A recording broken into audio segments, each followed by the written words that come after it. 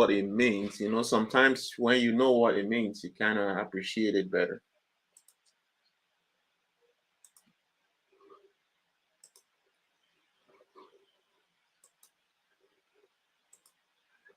It wasn't Oli?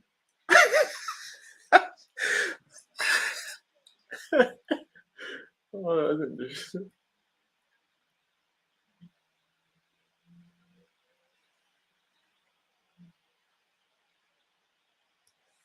one wonderful. Yeah, you can imagine, how that person's lifestyle now made you not to like the name.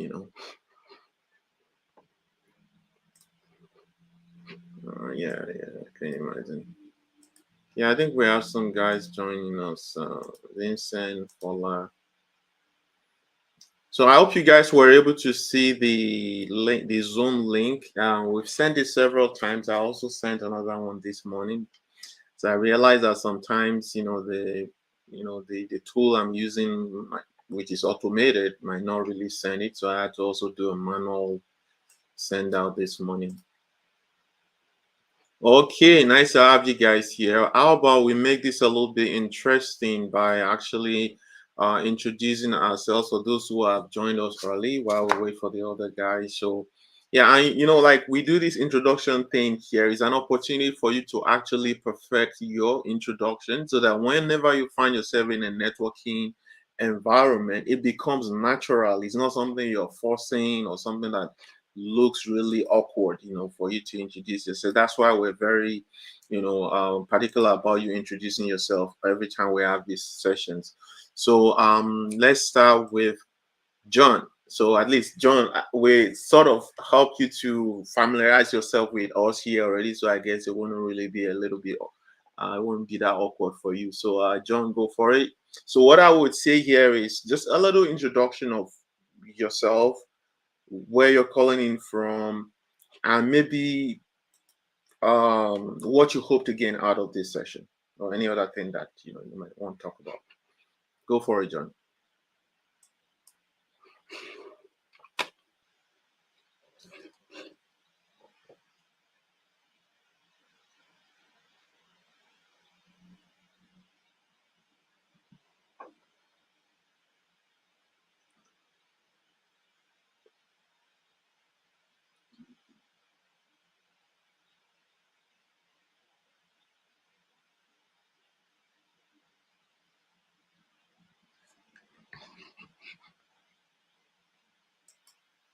Okay, so yeah, I think I have to share this on my. Okay, so Jen, thanks for the introduction. I know it will get better with time. Who wants to go next?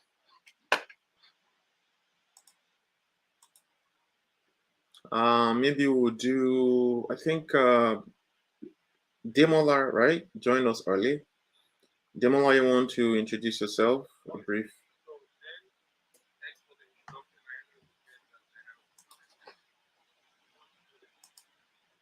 We're waiting for you, Demola.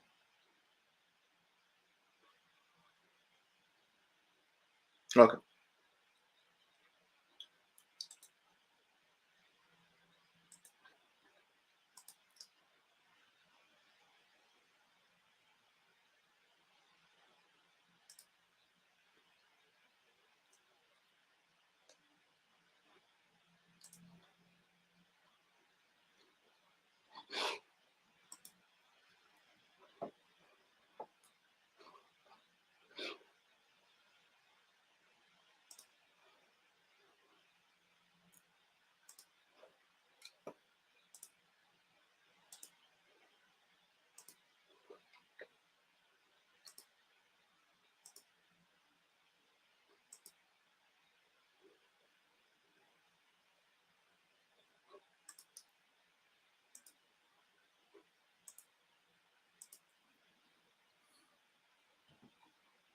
Okay.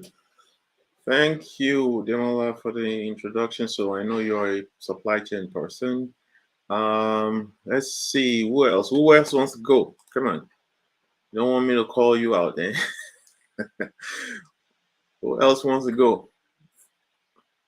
Okay, go ahead.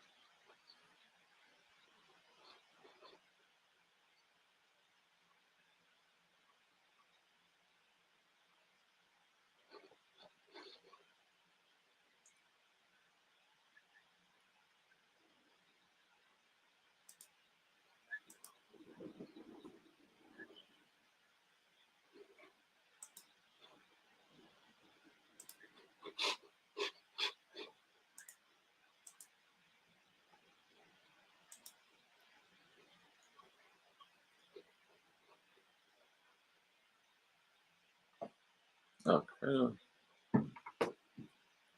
Okay, welcome.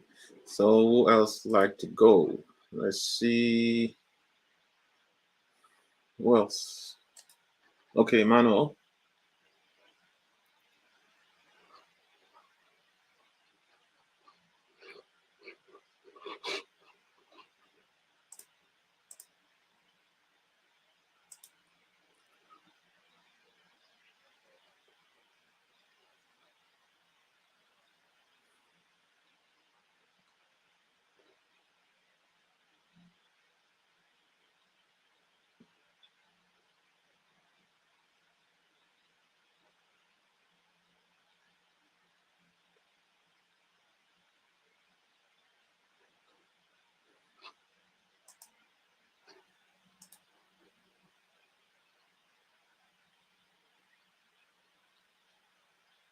Okay, great, great. Nice. I like that.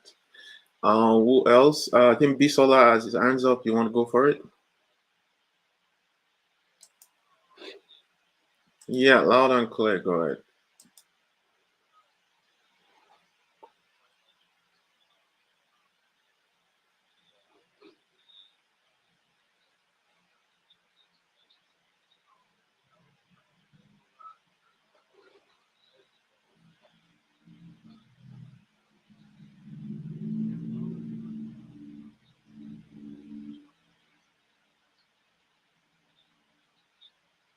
Oh, okay.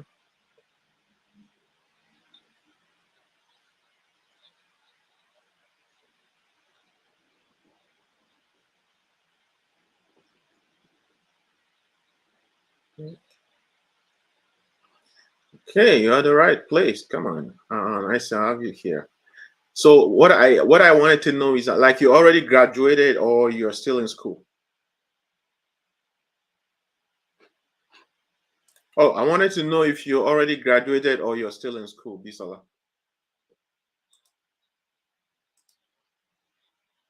Oh, okay. Oh, okay. Sounds great. Okay then. Mansoor, go ahead.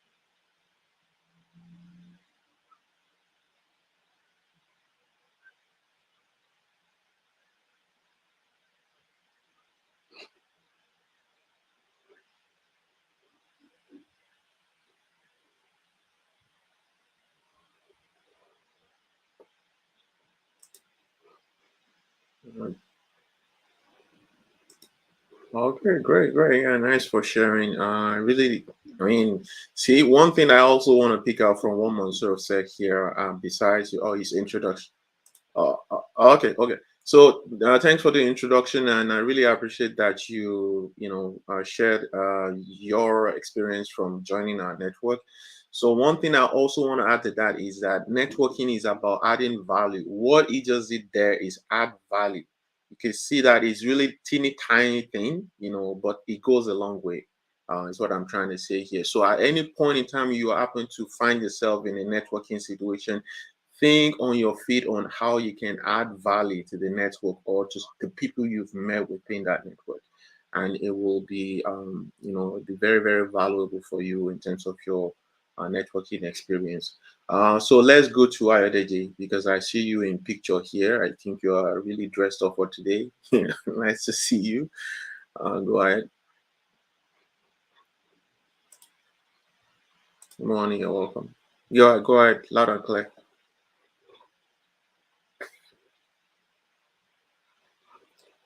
Okay, so you introduce yourself, Yeah, so this is I know you've introduced yourself a couple of times here, but this is just kind of what do we call it? Is it an audition?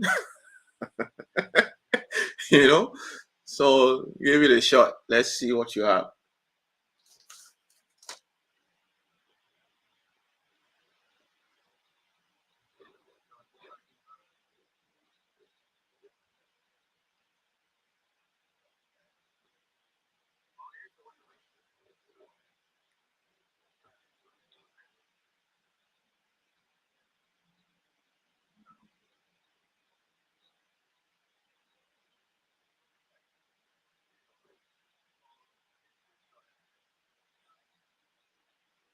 Awesome. Okay, cool. So, by the way, for those who have shared about themselves already, please don't hesitate to put your LinkedIn URL in the chat box. We want you guys to keep the conversation going. Just like Monsieur was saying, you never know who has access to the opportunity that will be the right opportunity for you because you guys are all on the same journey. So you're not in competition. You're here to support one another. So you learn from each other, you share opportunities with each other, and keep it going. And once you get this type of relationship going, you never know what will happen in the next 2 3 years. Some of you will be in even bigger positions, and it will be very easy for you to recommend each other because you've come this far to know each other and to know each person's strength. So this is how it works. It's not by any magic or anything. It's about being very present and continuously nurturing, building relationship going forward. That is the very, very key thing when it comes to networking, guys. Okay, let's go for the next person. Who else want to go? We've tried Demola, Bisola, Emmanuel, John. I think we've not heard from Fola. Okay, we heard from Jerome. So Fola, Vincent, and Ola, those three guys. Can we hear from you guys?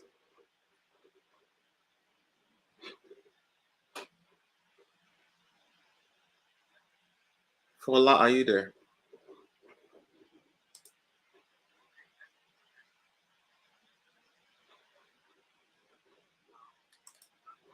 No? No luck? Okay, well, maybe they're busy at work. Sometimes some people join, because they're busy at work. Okay, Vincent, go for it. Great. Nice to have you here, Vincent. Good.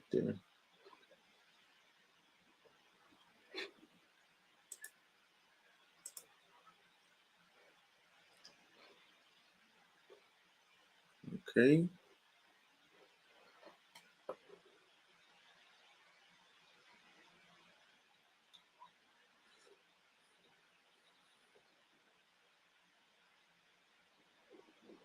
Okay. Industry. Okay.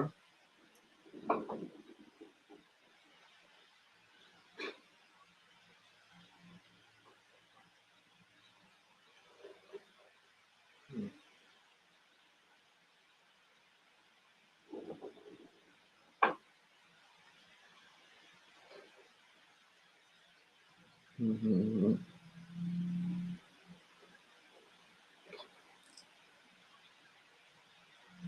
Okay, great, great, great.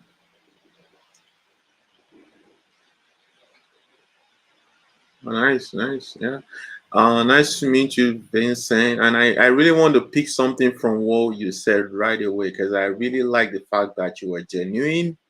You know your personality, that you're an introvert. And the thing is that when you say these type of things, there are vulnerable things to say, but it actually helps you to connect with other people who might also be introvert. It's relatable to them that they are also introvert, and because of that, you're able to kind of build some type of rapport on that level. Even though you thought, okay, this might be something strange to say that I'm introvert. And guess what?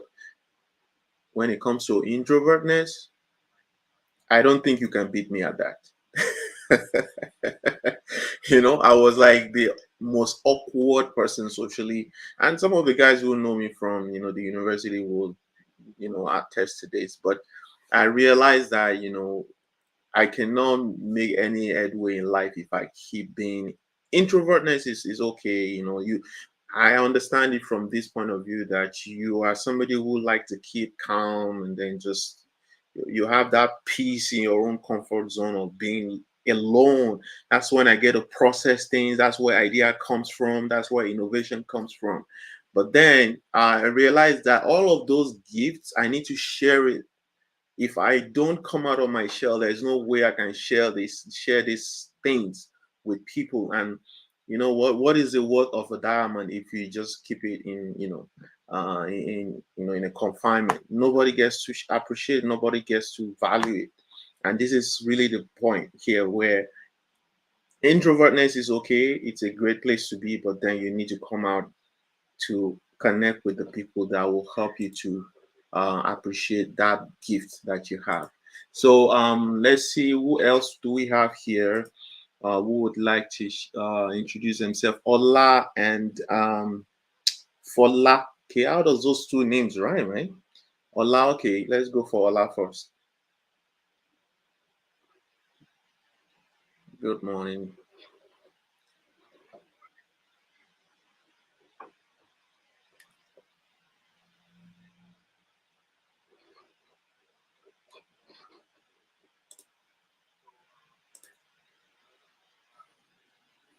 Okay,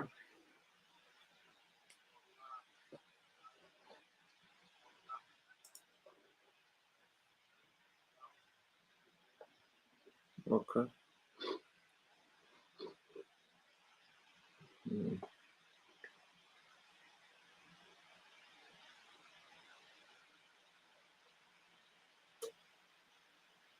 mm,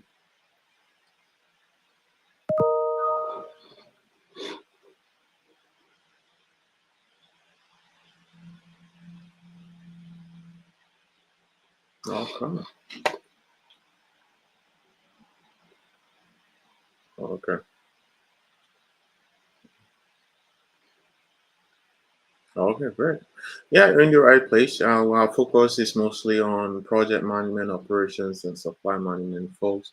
And then one thing I could say also is that, given your background in planning and in the government, I believe you want to, explore the government of Manitoba as well, because this is a place where you might get those type of opportunities. And besides that, they're also encouraging more women, people from underrepresented groups. So I would say really look into those sectors, for opportunities that matches your experience. Okay, so who else? I think Ola. Okay, we've heard Ola. Um, I think it's Fola that we haven't heard so far from Fola. Fola, are you still there? Okay, so Ola, there's another thing I'd like to mention. Let me replace the thing here. There's another thing I'd like to mention. Yeah, that just keep me now. Okay, maybe I'll remember it later. Anyways, let me just do a quick presentation here. and I hope to make it as interactive as possible. I'll be asking some questions in between. I think you mentioned something about optimization. Something mentioned something about optimization. Probably is Ola as well. You had mentioned that you just had your LinkedIn up. So we had a session before on LinkedIn optimization. I would say to look into YouTube, which I believe I should be able to share here. For those of you who have not been in any of this session prior to this time, you want to go to our YouTube platform. That's where we load all our sessions. You will see those sessions there, including the one you just talked about, which is the uh, LinkedIn optimization. Let me share my LinkedIn URL here where you would see all of that. Okay, so I'm going to share that for those guys who are just joining us for the first time, because this is like a series. It's a job search roadmap series, and we've had a lot of sessions already. So look into that platform there, the YouTube channel, and then you'll be able to see all the sessions that we had already, and then you can just pick things up from there. There is also another link I'm going to share. I hope you guys can see the YouTube link I just shared now.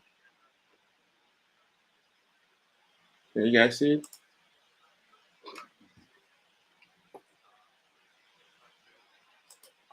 Okay, maybe it went to somebody else. This thing has a very funny way it works. I've been, yeah. Oh, okay. Yeah. So that thing defaulted to you for whatever reason. It happens. Okay, I've shared it with everybody now. Yeah. The other one that I want to share with us is the LinkedIn optimization assessment. So I want every one of you guys who haven't had the opportunity to take this assessment to take it now, because it will give you insights into areas where you need to improve in your LinkedIn, so that okay, this is the area where I need to focus on improving my LinkedIn. So I've shared that link as well. We had about 19 people take that test, and the success rate was 5%.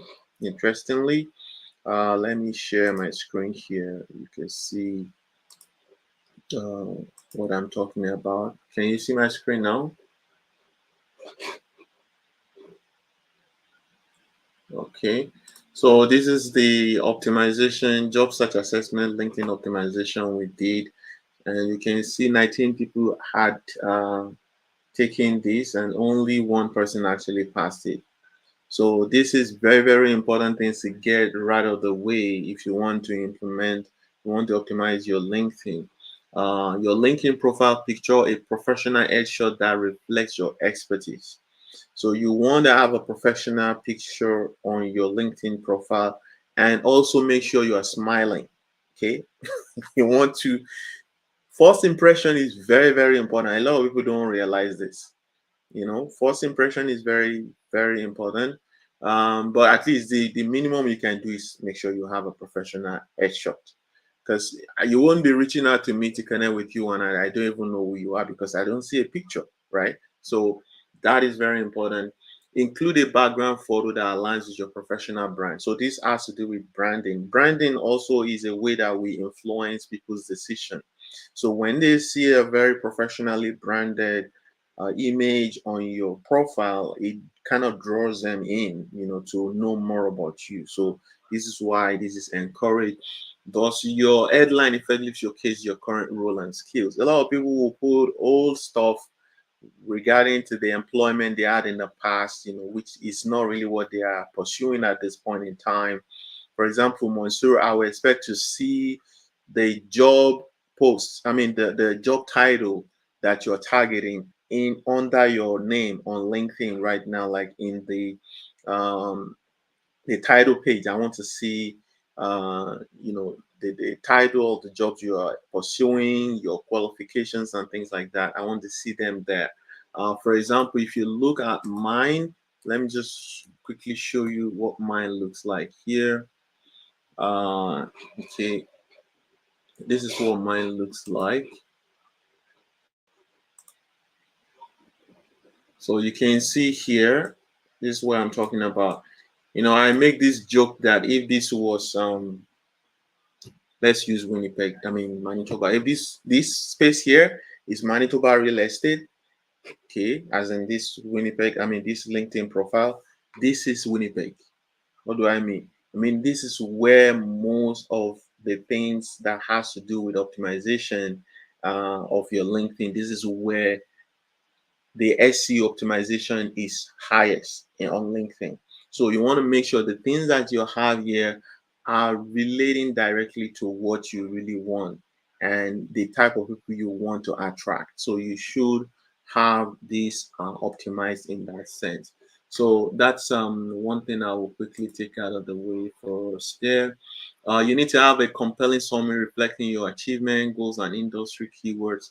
Just give me a second here. I don't think people on LinkedIn are seeing my stuff.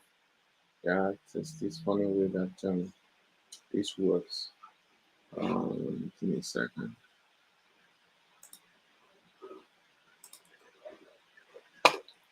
Yeah, it's being recorded, and we're actually streaming it live. So, um, okay, yeah, go ahead. What's your request?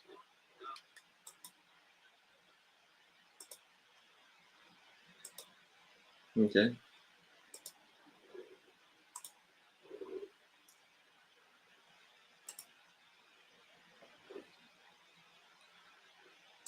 Yeah, you can. Yeah, you can see it on LinkedIn, like I said earlier. You can see it on LinkedIn. I mean, it's live on LinkedIn. You can see it on YouTube. The YouTube link that I shared there is actually currently streaming there, and you can always go back to watch it. Mm, okay. Okay, then. Sounds good. All right, so let's go ahead and look at other things. Your work history must be detailed, like you need to have a detailed work history. Highlight your educational journey, degrees, and alma mater, you know, like the schools you attended, and this other information are very, very important. I think we have somebody on. Okay, okay, I think we're good. So, your award certification, publications, your contact information like email address. If a recruiter needs to reach out to you, is there any email address that they can look at? They can use to reach out to you. Have you listed any certification obtained? Have you personalized your LinkedIn URL? Generally, the URL you have on LinkedIn, it's not personalized. It has some garbage numbers. So you want to take out those garbage and then keep only your name, which is what is important. You also need to adjust your visibility settings. These are very, very important because there is a lot of things you think people are saying on your LinkedIn profile, they're actually not saying. It's possible they're not even seeing your picture or anything, even though you have them there. So you need to go on the visibility settings. All of these things you will see them on our last session. I don't want to take any more time here. It's a lot of stuff. So do the assessment. You will see how you perform, and it will also show you the areas of your weakness that you need to then figure out to improve upon. So let's go back to the presentation that I was going to talk about today. So today is kind of a progression from what we had done in the past. So that's why I just had to quickly do that so that people who are told me they are new here, coming here for the first time, kind of have can relate to what we are talking about here. So today we want to focus it on LinkedIn, leveraging LinkedIn for networking. Last week, we specifically focused on the social cultural nuances. We also supported by Gloria, who provided these nuances and the different areas that we need to address when it comes to networking in Canada. Can you guys see my screen now? Or I'm not sharing yet.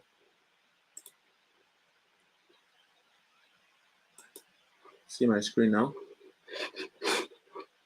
Okay, so a little bit introduction myself. I'm a supply chain career coach, supply chain consultant. I practice in industry for about 20 years now. I worked in both the private and the public sector, mostly public sector here in Canada. I work with the University of Manitoba and also Manitoba Housing. And prior to that, of course, I worked in Nigeria roughly about 7 years. I worked with Shell Petroleum and Total, working in the logistics space there.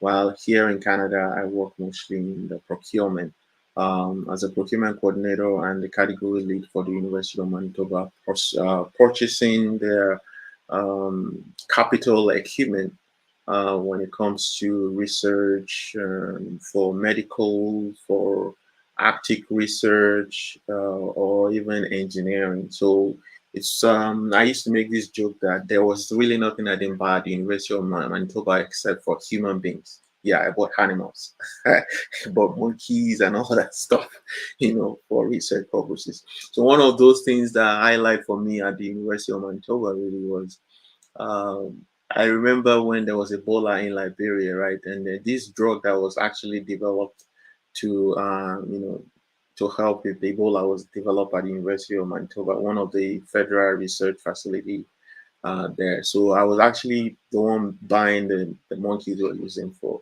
yeah, keep them out shut. Okay. So I've since left, and then I realized that where I where I get the most joy for me is in helping those budding professionals that are exploring the supply chain career, whatever type of career, but just me helping people to discover themselves, to become really whom they desire in terms of career and otherwise. So I started several projects, and so far we've been in 6 years in. Um, we launched the Supply Chain Canada last year, which helps with professional development because we realized that fine, there's this social cultural challenges with every foreign trained professional exploring Canada. However, there are still skills gaps, regardless of the social cultural nuances that we're struggling with. I went through all of that, and I've realized that we need to be very pragmatic in the way we address these challenges. Of course, there's a political side of it which says, oh, it's discrimination and all of that. But besides all of that, how do we step in ourselves to figure out the solutions to our own problems? Because we are the one that will be able to figure it out best, what is best for us. So, and this is the reason why we started the Supply Chain Industry Network. We have a WhatsApp platform. We have the Mighty Network platform where provide different type of resources to help foreign professionals in supply chain operations and project management. And as a small business, Zera Projects provides professional development, training, and then we also help with implementation of ERPs for small businesses. So we're partner with the Association for Supply Chain Management, ASM. That's the Global Supply Chain Association that is North American wide, recognized North American wide, and then we also partner to Odoo ERP. Odoo ERP is the Microsoft of small businesses. Basically, it's a tool that helps with small businesses with automation of all of their processes and also integration with um, all the different aspects of running a business, be it accounting, marketing, website development, just to mention anything that a small business will need to run their business. Odoo ERP is the tool for that. So enough of marketing. Okay, let's move on to the main deal, right? So LinkedIn optimization. Okay, I don't think this is the one that I'm working on today. Give me a second here to make sure. Okay, yeah. So leveraging LinkedIn is what we're actually working on today. But before we um, talk about the details of this particular presentation, we've been able to do enough work in this journey. Like I said, within 6 years, so we realize what the problems are. The problems that we're mentioning here are not related to political issues, around the discrimination and all that stuff. We, like I said, what are the issues? these are the we can categorize into these three different areas when it comes to foreign trained professionals here in Canada. The first one here is we have limited professional network, and this is why networking is very, very key. And this is why we do what we do in the supply chain industry network. We want to help you connect with the industry, and it has a way it works for us, because then when we do that, you also become part of the solution, right? There are a lot of guys who help us here who came to us, with this challenge, and today they are also helping. Some of them mentors, some of them are also consultants that actually run some of the professional development activities that we do. For example, I'm sure you guys know Gautier. Is the one that is facilitating the procurement certificate group study. I mean, study group.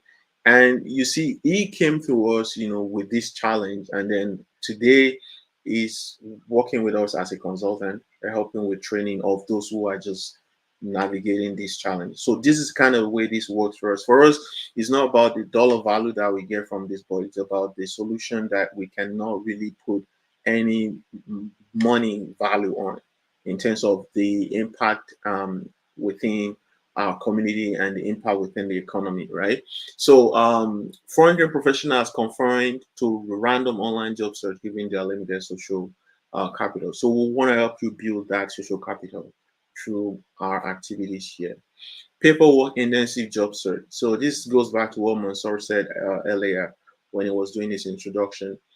Because of this limited professional network, guess what we do? Every time we're trying to apply to jobs, what do? We go online, because of course we don't know anybody within the industry, and all we could do our best is just to apply to some random jobs that are posted online.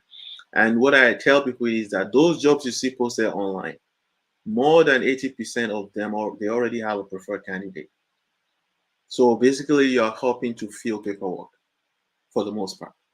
That's what it means. So when they're telling you there's hidden job in the market, this is really what they're saying. A lot of the time that you're applying a job, you're just helping some people fill paperwork. It's not really leading you anywhere. That's what they're trying to say. And of course, a major part of it also has to do with this issue of the limited social network, because you don't know anybody that could probably vouch for you. Not neither do you have a social proof. So when they say, "Oh, you don't have Canadian work experience," what are they saying? There's no proof. You just have a resume, and you're throwing these resumes all over the place. And any other person could throw out this resume, even if they don't have what it takes to do the job. So how do they figure out the person that could actually do the job? By checking to make sure this guy has a Canadian work experience. And a lot of the times, what recruiters will do, especially recruitment agencies, is they would poach people from other companies. They'll go and look for people who are working with other companies already. And those are the people they want to interview, not you who just came with this paper with nothing to show for it. So this is why it is very, very important, right, to make sure that you build that network that will help you. So beyond all of that, I've said this is the, let's say we call it the Pareto rule of job search in Canada here. All of this needs to really be practiced, in helping you to get the right job, the job that you really desire here in Canada. Leverage referrals, get a mentor, get a job search strategy, short resume, seek feedback, upgrade your mindset. So I always like to emphasize the upgrade your mindset, because a lot of these things, when it comes to changes or transformation, is really about our mindset. A lot of the times we get bothered by the events that are happening on that journey, rather than how we respond to those events. That's what a lot of people do, and that is the behavior that needs to change. So if you are getting rejections, you are getting frustrated at the paperwork thing, you need to respond to those events, but not personalize those challenges as if you are the person that something is wrong with, or you are the one that is not enough, right? Because that's what a lot of people do. So we need to change that mindset, that whenever you are going on a journey of transformation, which is what is going on here, right? You need to know how to respond. We call it um, the learning mindset as well. Okay, so you are somebody who wants to rather than being emotional about the situation. Okay, what can you do differently? What can you learn from this? How can you change this thing that is going on? And I guess that's why you guys are here. So you've taken the very first step of responding to events, whatever events that are going on with you in terms of your job search. Okay, so let's move on. I believe you guys have done this. I've shared the link. I want you guys to complete this LinkedIn assessment survey because it gives you the the foundation of what needs to be done to get your LinkedIn up to date moving forward. So make sure you take care of that. And let's go ahead to the optimization issues. So these are some of the things you need to address when it comes to optimization: incomplete profiles, insufficient engagement, keyword lacks keyword optimization, poor branding, overlooking settings. What are your settings on LinkedIn? What can you do to address or to change those settings? Also, inadequate personalization. So, like, you're not really personalizing uh, the LinkedIn. So the one that we're actually trying to focus on today is somewhere around here, and maybe optimization as well. So job seekers may not be effectively engaging with their network or content. So how do we effectively engage with our network? This is the one we're really focusing on right now. We've done this one, I believe this one as well already. So for those who might be wondering when did we do that, I would say look at the session we had previously. So what I want to do here, give me a sec here. I'm gonna share. If you can actually scan that with your phone, you will see a poll. Can you guys scan that for me? Emmanuel, you have your hands up. You have something to say?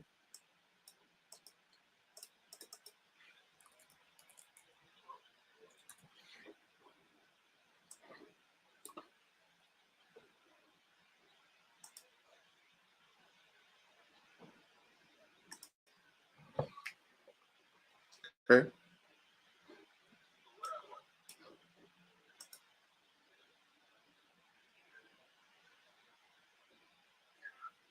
Hmm.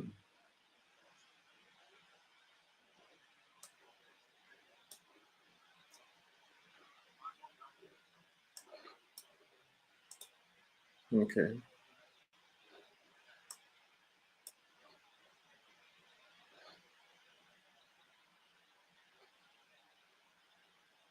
Hmm.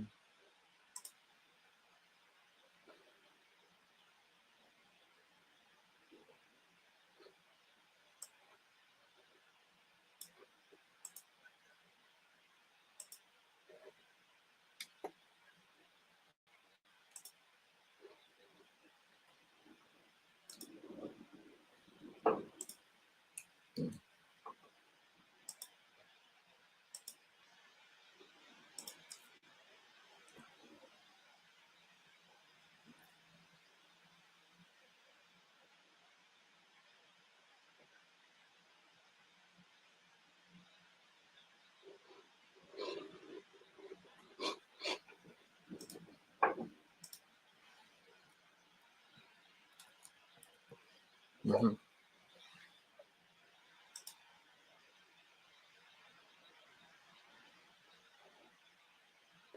Oh, okay, thanks for the feedback. The feedback helps a lot because and it's about social proof too. You know, like when you say such things, you're saying, guess what? This guy is not just yapping. I've actually tried this thing and I can see the difference. So it helps a lot.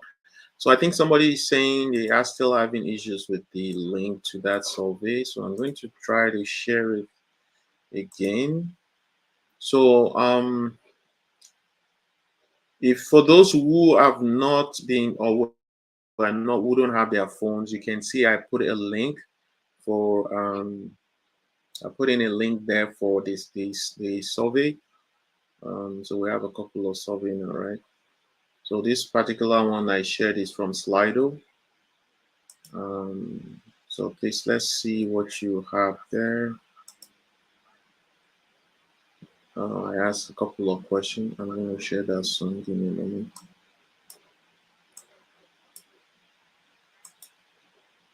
Okay, so this is the link for the survey I shared earlier. Yeah, I think getting some issues here. Just give me a second.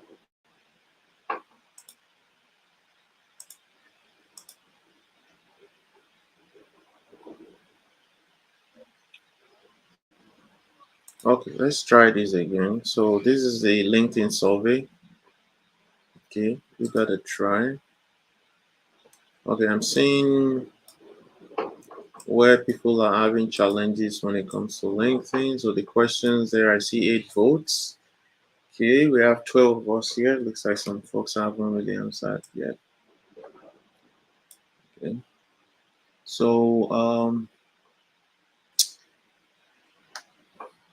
so LinkedIn optimization is the first issue that people are identified here. I'm not sure if you can see my screen, but I don't want to complicate things much, but you can see LinkedIn optimization is one of the major issues, and also engaging connections. So yeah, well, we're going to look at the engaging connections specifically today, as one of the major issues. Um, to promote the workshop, Gloria. Okay, Gloria, you're leaving. Okay. Oh, okay.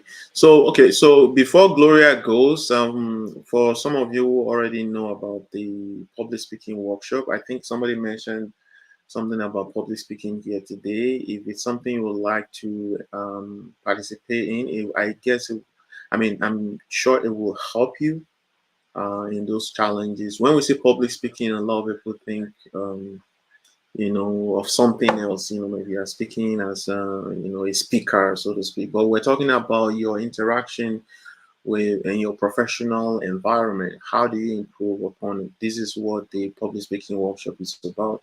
It's starting on Tuesday, and it is something you really think you need.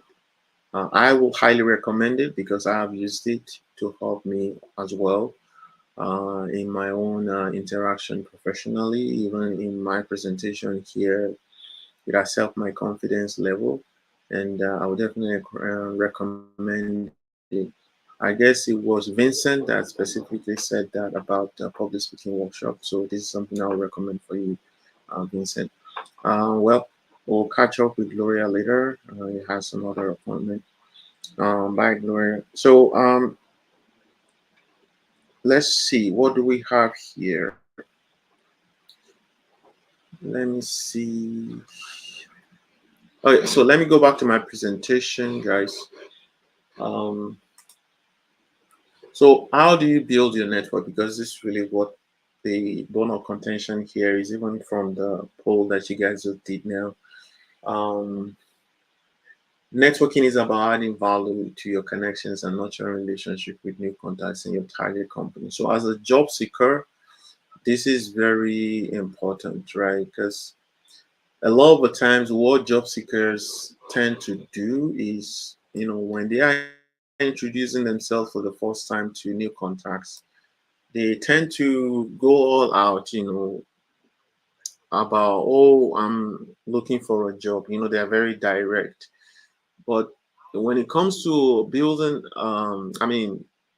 getting help with your job search, one thing we need to have at the back of our mind when we're using LinkedIn is that everybody is on LinkedIn for something. They are not just joining LinkedIn because they want to be on LinkedIn. They have something that they would like to um, gain, or they have some needs. So regardless of what the level of this person is within the industry, they have some needs. So you, as somebody on LinkedIn, you need to start looking at networking from this perspective. I know when they say networking, they always throw it out there at newcomers and make you look as if you know it's some type of panhandling that you need to do to go get people's card and all that. But networking, really, real networking doesn't stop at that. When it comes to networking, you really need to uh, add value to the people you are reaching out to. And you need to have some type of first impressions that you are somebody of value. And this is why we actually do that LinkedIn optimization that we discussed earlier. So you want people to go to your LinkedIn. Let's say you request to connect with somebody. You know, they want to go to your profile and see that, oh, this is somebody that will be of value. Okay, and this is where the first impression thing comes in. You need to be able to create that good first impression. So, but before you go about doing that, you really need to look at a scope of the contacts that you want. Like you're a job seeker. Who are the people that you really want to have in your network? It will be your peers, like your colleagues, right? It will be those who are already ahead on that journey. How do you know them? They have the same job title that you desire. So, and I mentioned earlier that when recruiters are actually hiring, they want somebody who has a proof. These are the guys who have a proof because they're already working in these companies. It might be 1 year, 2 years, and 3 years in, but they're already working there. And this is what you want. So these guys are like models for you. All right. So you want to reach out to them. Some of them are also senior. The thing with the senior colleagues is because they are potential hiring managers. And this is the reason why you also have to reach out to them as well. And of course, there are connectors. You know, connectors are people who have a huge network within your industry. So usually these are guys who are leaders of the professional association for your industry. So, for example, that will be Supply Chain Canada. Who are the executive directors of this Supply Chain Canada group? How do I connect with them? How do I support what they are doing? All right. If you are a project management profession, who are the executives that are, you know, leading those professional groups that you belong to in your industry? You also want to connect with those guys. So you need to be very, very particular about the people you connect with. You're not just connecting with anybody. You're connecting with those who will share potential opportunities with you, who will draw you into discovering the type of opportunities you are looking for. You see, this is where you step away from that random job application and actually connect with the people who might be able to guide you, chaperone you, mentor you, and even a lot of the times they also can provide you with referrals, right? So this is the reason why LinkedIn networking is very key. So I'm trying to make it a little bit, you know, practical here. So I'm going to show you some of the things you probably don't know you have access to on LinkedIn in a moment. I'm going to show you the network app, so you see what I have there on my screen. That is the network app, which you probably might not have been using it, but it is very, very important. So I'm going to, let me see. I want to stop sharing that presentation, but anyways, let's see how this works out. So this is LinkedIn. Okay, hopefully I'm already connected here. So I'm going to stop sharing this so that I can stop that link thing.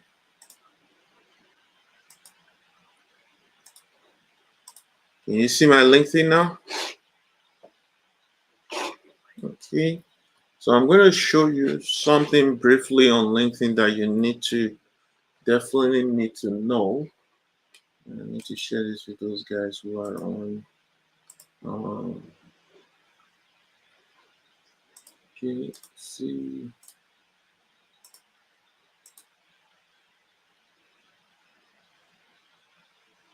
Okay, let's share this one anyways.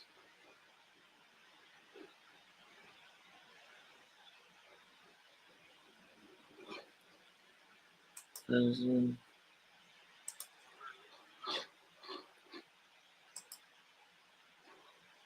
Okay.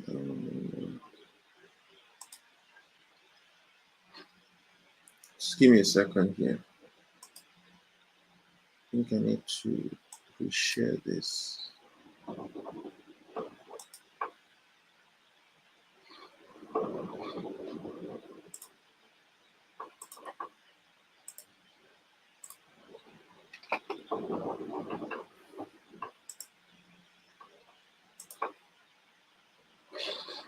Okay, so this is my profile, right?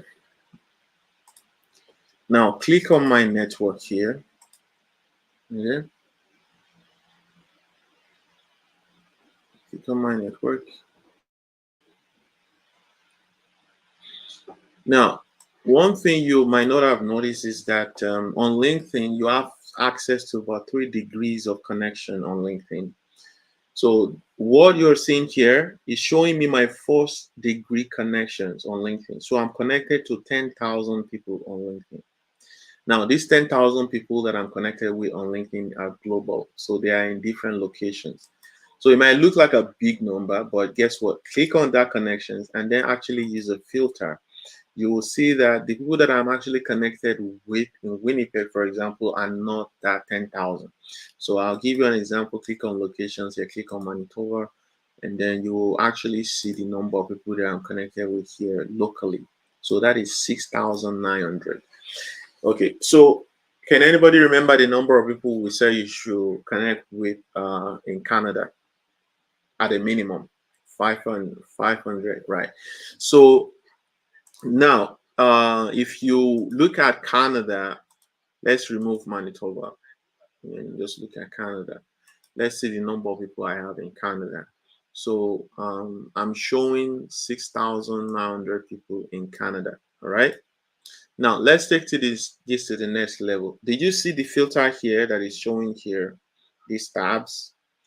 This is actually a filter for the LinkedIn social graph. So this is like the technology behind the connections on LinkedIn. So you will see the first one here is the one that is green. But if I want to see people that are within my second degree, so second degree are actually a very huge potential source of opportunities or source of information that you do not currently have access to. Because guess what? Those guys that are in your first degree connection, LinkedIn is already sharing the information they are posting on this platform with you because you are their first degree connection. But you are missing the opportunities that the second degree connections people are showing. You are missing the opportunities that the third degree connection are showing unless somebody in your first degree posted, shared, or liked what these guys in second degree and third degree are sharing on LinkedIn. You see what that is now? So this is how LinkedIn social graph works. But if you want to gain access to the opportunities that the guys in your second degree have access to or that they are sharing, then you want to connect with them, right? You want to bring them into your first degree connection. So now let's click on the second degree connection here. So you will see that now I'm having the people in my first degree and my second degree connection here on LinkedIn showing currently. Did you see this number jump up? What was it before?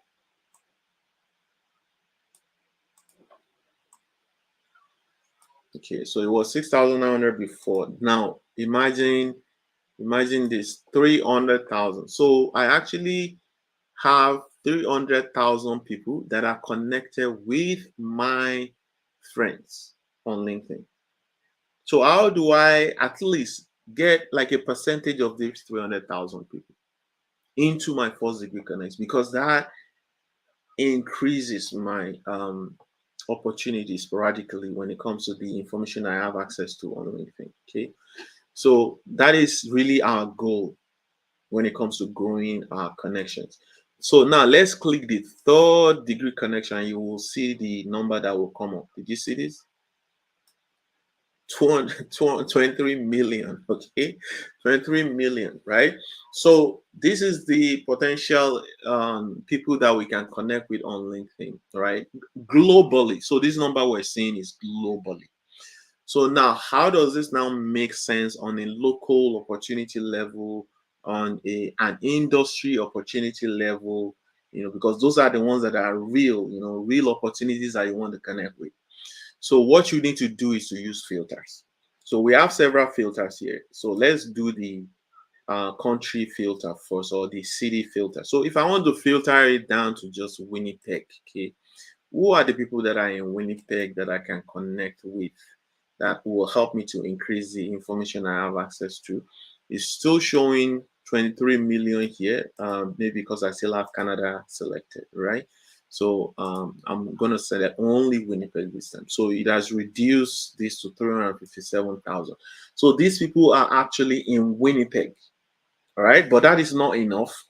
I also want to, I want to filter it down to my industry. I just don't want everybody in Winnipeg. I want people who are actually within my industry in Winnipeg. So I can go here and actually choose the industry of choice to me. So business consulting and services is something that is of interest to me. Professional service that is of something of interest to me. Now, the other thing I could do is I could actually go down to put in the name of the guys. If you know their names, or the title. So let's say I'm looking for, so I'm going to make it a little bit more practical for you guys, because I know some of you might not be in the professional industry or whatever. But let's pick manufacturing. At least some of you will be in manufacturing. Now, let's choose title. So I want to know buyers who are in the manufacturing industry, who are here in Winnipeg. Does that make sense? So I'm going to put buyer here. Or I can even put procurement, depending on, the guys that I'm targeting. So you can see the list that it brings up now. So it brought up 114 people currently are in Winnipeg, all right, who are in my first, second, and third degree. If I want to bring it down to just only people that I have not connected with, I will deselect first. So that is only showing me the people who are in the second and third degree, meaning I have not connected with these guys. They are currently in Winnipeg and they are biased. So you can see how this works now. You can see it's giving me 99 people that I can connect with already. So these are your peers that are currently working in the industry, who can provide you with referral if you're able to build trust and build rapport with them. They also can share information about opportunities in their companies, maybe when they are hiring and you don't have any idea about those. So this is what the very first thing you want to do here. Now, you can see, you can go all ahead and connect with, click on different pages because it's showing it on several pages, right? So the other thing you could do is you could even go all the way down with these filters to put in the name of the company you want. You can see new flyer here, marked on here. So where is this relevant? This is relevant for you when you are job searching and you don't want to do the regular random just sending jobs application without really even ever getting to know anybody within that company. So let's say it's a new flyer I want to pick. So new flyer is obviously a manufacturing company in Winnipeg, and I want to know buyers that are there. So show results. So this will show me, let's say there's an opportunity in new flyer. So this will show me the guys that are currently working with flyer, so I can reach out to them. Now, the thing here is this: these people could be people who you have some mutual rapport with. Those are the ones that are easier to connect with. So there are, when it comes to really connect with these guys, there are different tricks. So they are new people, they never seen me before, they never known me before. So I could just click on connect to connect with them directly without even sending any information. So I could click on connect here. So this person requests me. Okay, so this person, how do I move this now? So you can see add a note or send without a note. So two options there. So adding a note, especially when you are very, very specific about connecting with this person for a particular purpose, I would definitely recommend to add a note. So if you saw a job opportunity there and you're trying to apply to that job, you want to add a note. You want to build some rapport with them. And not just go straight, oh, I'm looking for a job. I saw a job opportunity at your company, blah, blah, blah, blah, blah. What is in it for them? Nothing. If you approach them that way, you're all about yourself, which is not a good approach. Now, what you can do better is to send, to add a note. Okay. So, like again, there are two options. You can send without a note, add a note. So, add a note here will give you an opportunity to introduce yourself briefly. What is your value proposition? How can I help you? So you need to make sure those ingredients are there when you're sending this type of a thing. It's really rather a difficult or a time consuming thing, but if you are very particular about getting results, this is what you have to do.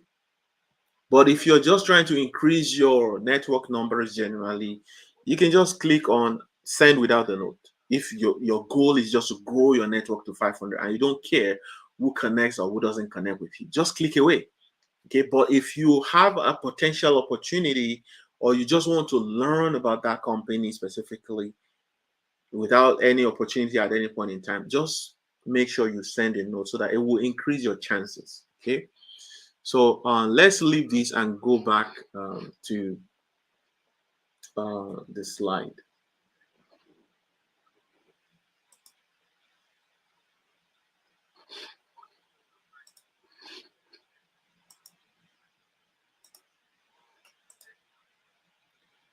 Okay, so I'm going to show this slide again.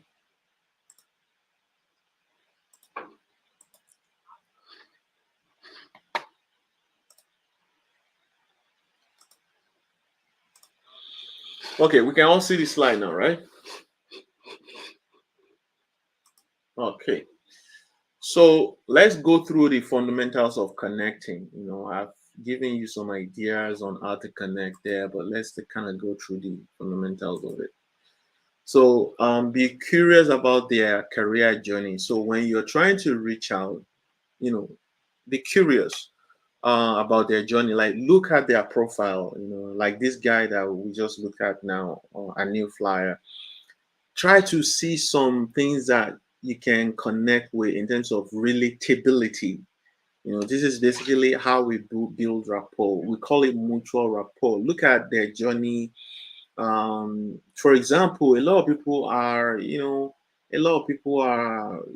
newcomers or they are immigrants. You can, look at their journey, how they have progressed over the years, and try to then speak to that when you're trying to reach out to them, so that it's just coming across as some random folks. Come across as somebody who is interested in their journey. And first impression matters in order for us to be able to set up this properly. So this is how to connect. Introduction. You need to introduce yourself briefly. You are this. Reach out to target contact by introducing yourself. Give a little bit of an introduction. Provide some background information. Include your value proposition. So value proposition basically is, what do you do as a person? So I'm not just going to say my job title. Like, okay, how do I help? Okay, so in some specific manner, in some specific measures, how do I help a company?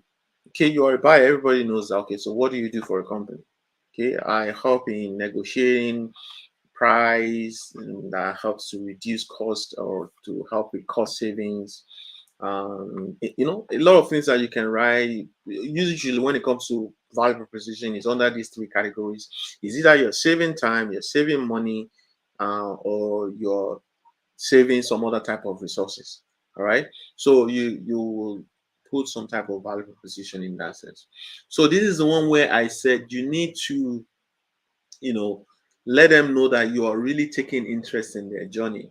Speak to what attracts you to their profile. What is that thing that is unique to them that you saw that made you to approach them in the beginning?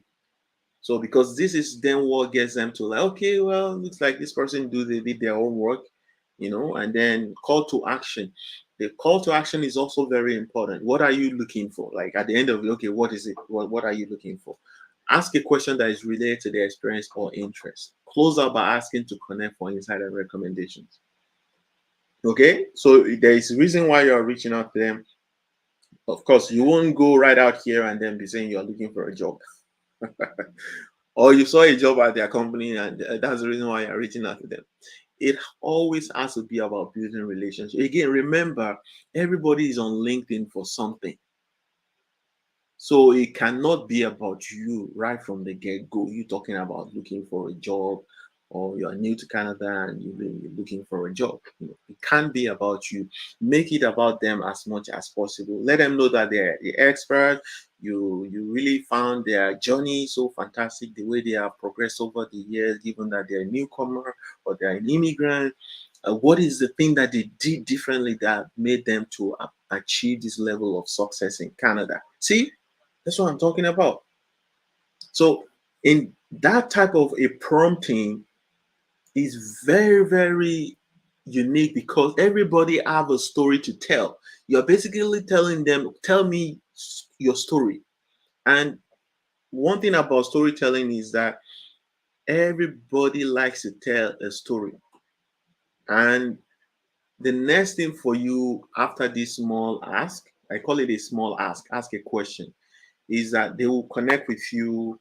And then, of course, you will need to do some type of follow up with them. I think we talked about the connection earlier. I don't know why my screenshots are not showing. So the next thing is to build rapport and nurture the relationship for potential collaboration opportunities. So they connected with you. Um, you know, you've done a small ask, but if you haven't done a small ask, you just requested to connect with them, then you can respond to their recommendation. So when you say, oh, tell me what you did differently that actually helped in your journey in Canada, or which help you to be successful in Canada, right?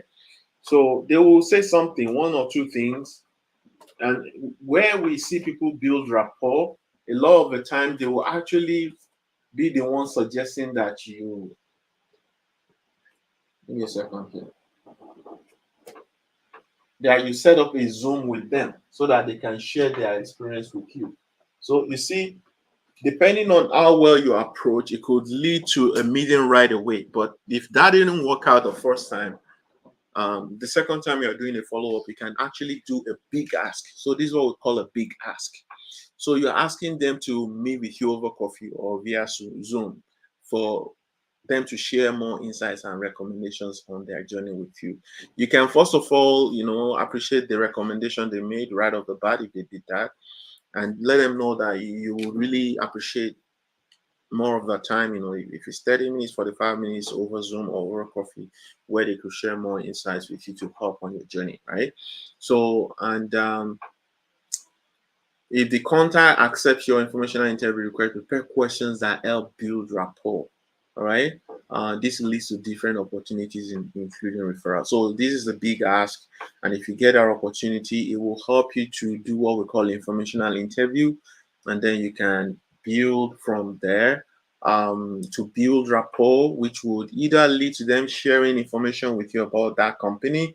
For example, if you're just researching about the company, it's not like you applied to a job already. It's always good to approach it that way because you don't want to approach them when there's a job already posted. So you need to do your own work.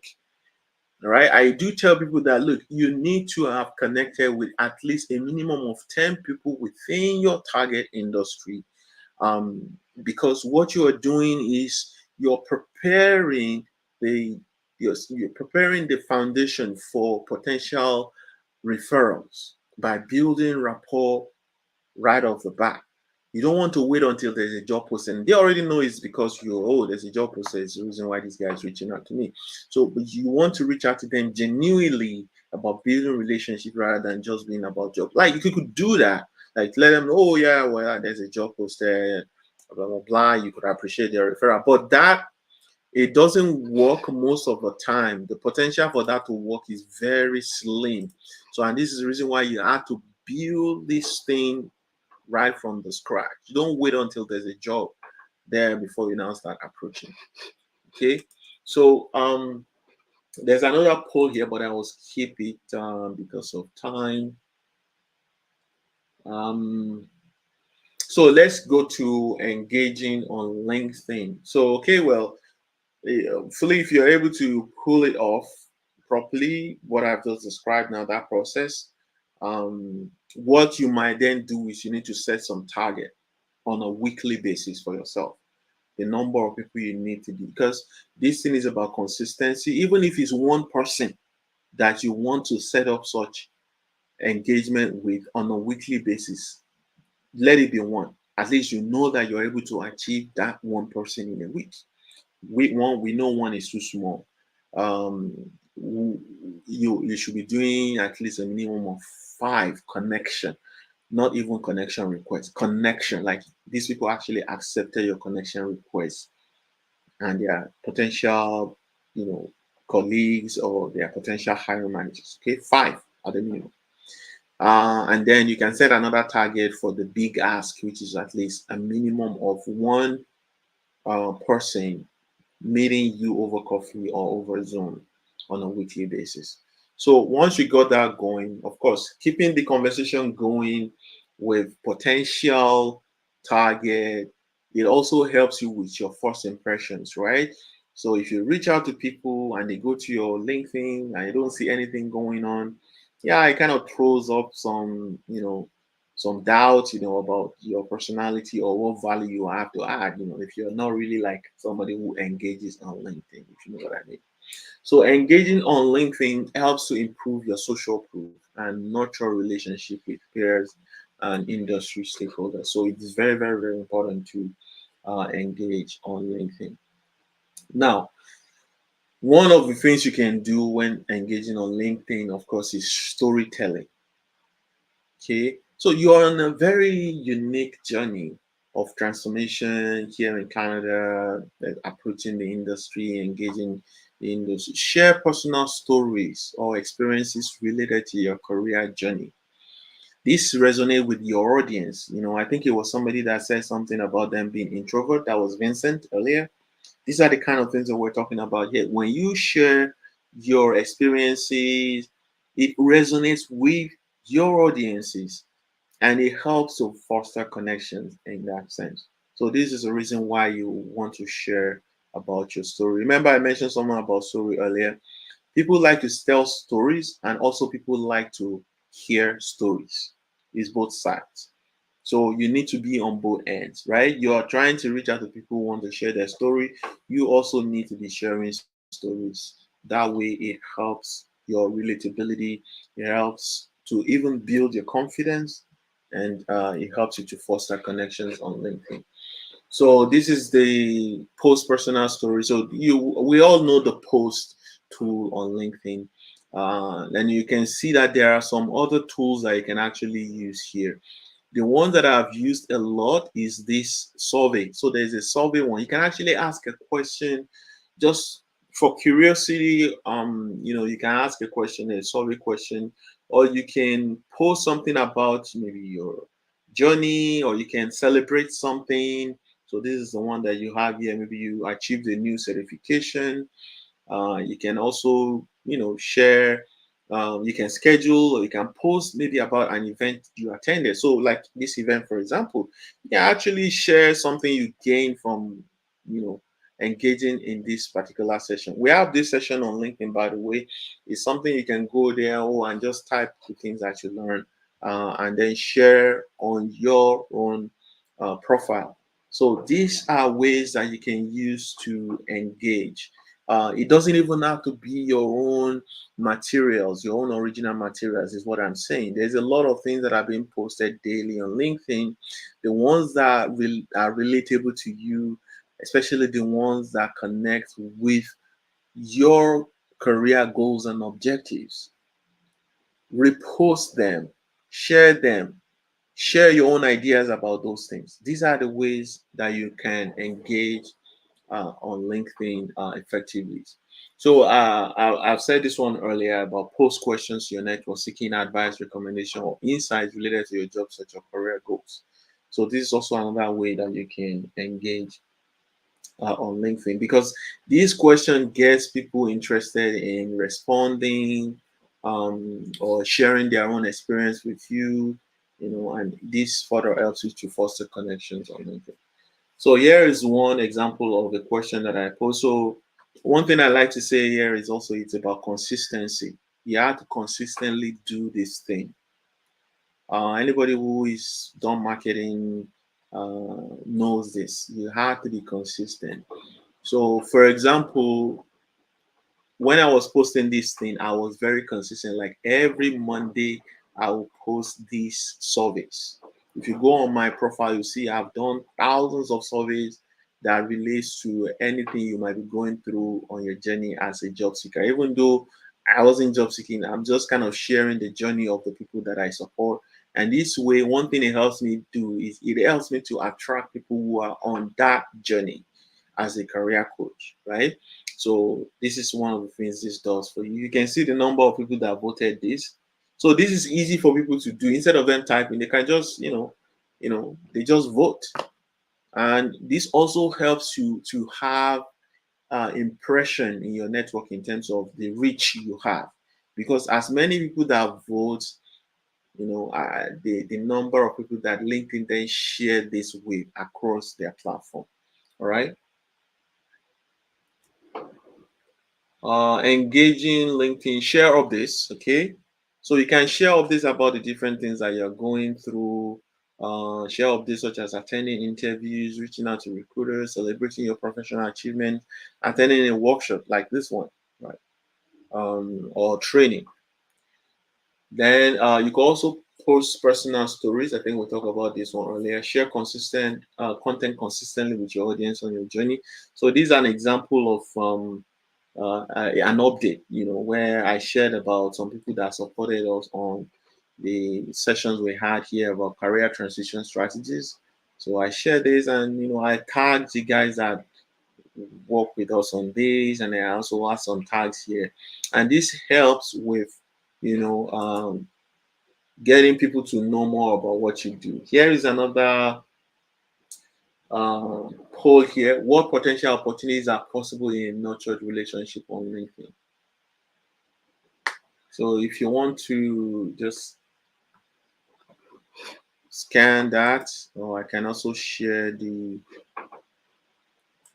link.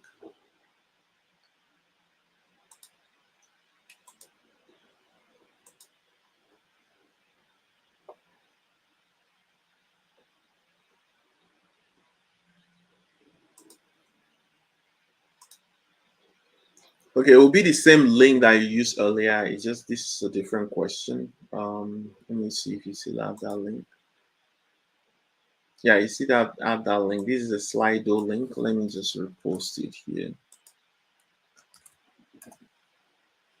See.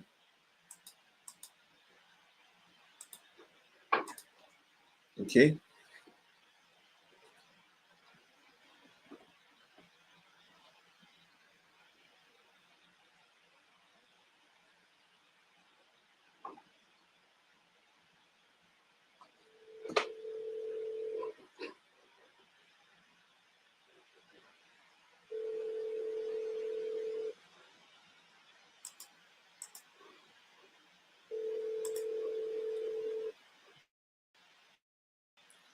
Can you guys see that thing I shared? Can you guys see what I shared? Okay, I think I see some people on it already. Okay. Hello? Wọ́n ní ṣé bó máa gbé àwọn ọmọ yẹn? Oh, okay. No.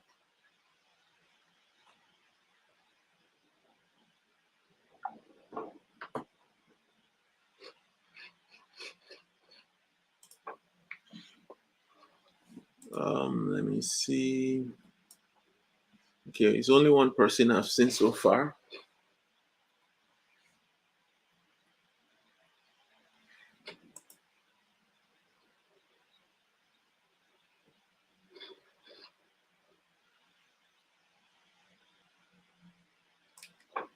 Okay, so I'm just gonna read what people have typed in here.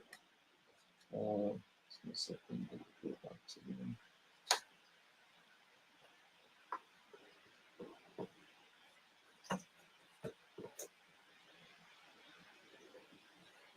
Okay, so improve professionalism, opportunity for better job, professional referral, building long-term life connections. Yeah, I like that. So professional referral is a huge opportunity on LinkedIn, and I will talk about. Oh, okay, sorry.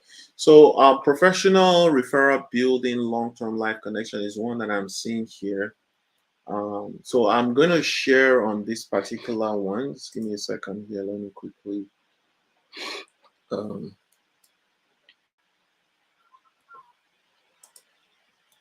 okay, let me share my. Yeah, yeah. Keep on typing the stuff. Give me a second. I want to share the poll on.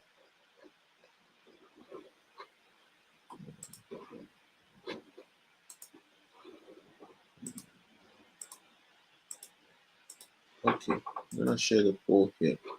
Oh yeah. So I see. You guys can see my screen, right? Career progression, industry, improve professionality, opportunity for better job, professional referral, employment opportunities.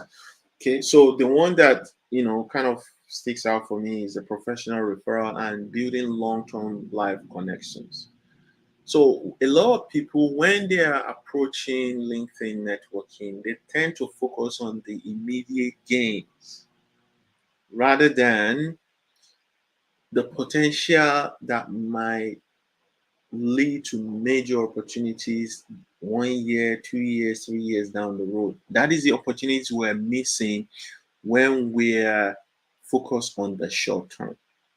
I mean, there's a lot of people that I've requested to connect with on LinkedIn that haven't accepted my connection request. Believe me, you know, mean, it's easy for people to go on my LinkedIn profile and see that, oh, this is somebody that actually adds some value in terms of this or that. But yet they don't connect with me, even those that I call buyers, even those who are procurement professionals, supply chain professionals. Yeah, a lot of them. Sometimes I feel like maybe some of them feel like they don't need to connect with me for any reason, even though there are many reasons why they could connect with me. There's opportunity for us to collaborate together on stuff, which might actually bring not only just um, social connections for them, but also even monetary economic improvement to their lives. But they decided not to connect, maybe because they couldn't get it on why this person is requesting to connect with them. So a lot of opportunities are missed because of this. I will quickly share my own experience, um, just kind of bring everything together for you guys. When I was doing my transition from working full time as a procurement professional at the University of Manitoba, I will mentor at the University of Winnipeg. Why was I doing that? Because this aligns with my career objectives of becoming a coach, becoming an instructor. I already knew that these were very clear to me what I want to do on the long term. So I was doing mentoring. The time that I left the University of Manitoba, I already had a job lined up for me. And the reason why that had to happen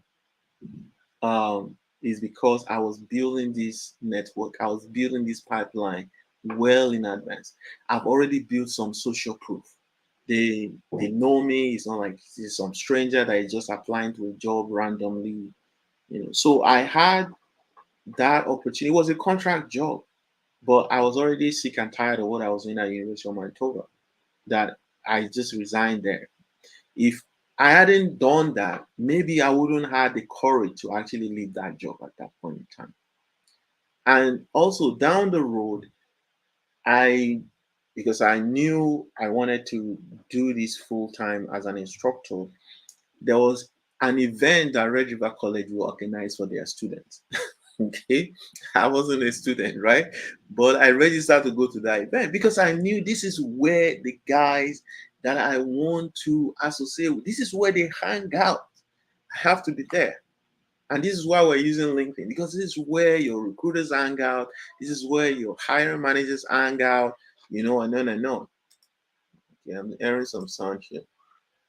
So this is the reason why I had to go to that event. So through that event, I connected with an instructor. And this instructor actually hinted me that, guess what? We're about starting the supply chain management program at Red River College. Guess what? That point, they haven't started the supply chain program at the Red River College. And I happen to be that first person to reach out. See where the difference between um, random paperwork application is different from socializing job search, right? That's why I'm actually getting at here. So, well, that time they were not like they already ready, they got the budget and everything going, no. So when they actually posted this job, I then reach out to another hiring manager who was hired to replace the person that I connected with. So I reached out to that lady that is a new hiring manager, and I mentioned to her, well, I was at a conference and I was told about the supply chain management program that they were starting. This is my experience. This is what I do. Blah blah blah blah blah. I've taught at the University of Winnipeg and stuff like that. Yeah, well, long story short, I was called for an interview, and that's how I became an instructor at the Red River College since 2020 during COVID, right? So this is the type of opportunities that we are missing because we're so focused on those ones that are posted out there, like Mansour was saying earlier. The ones that are posted out there that are pretty much 80% of them are actually not real job opportunities, or majority of them they already found somebody, but they have to fill some paperwork, right? So these are the opportunities that we are missing when we're not engaging or using LinkedIn properly um, for our job search. So let's switch back to the PowerPoint just to round up now, and then hopefully you guys will have questions. Yeah, we have quite some time to be able to answer questions. So don't hesitate. You can see my screen now, right?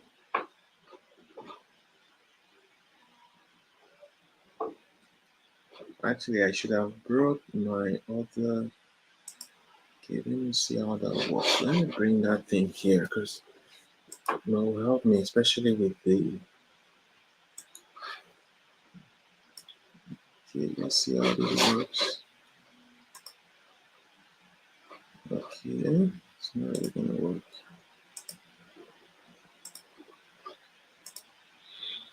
Okay, can you see my screen? Okay, so I want to ask you guys what specific actions are you going to take going forward to improve your networking and job search by leveraging LinkedIn? Or if you have questions, just ask questions. Before we go there, let's do a roundup of the things that we've discussed so far. Some of them also I might not have talked about them, so because this is like the last session in this series that we've been doing when it comes to networking using LinkedIn. So join relevant industry groups. So if you go on LinkedIn, there are actually different industry groups that you can join there. There are association groups on LinkedIn that you can join there. So this is also a way for you to become familiar with people within your industry before you started approaching them to connect. So, and the way to really make sense here is you need to engage with their posts there. You need to maybe like, share, whatever you have to do to kind of make them comfortable with you within that group. So, for example, that could be PMI Manitoba. They have a group. Just go search for groups on LinkedIn. You will see it there. Um, what personalized connection? Okay, I don't think I'm sharing this on. Give me a second here.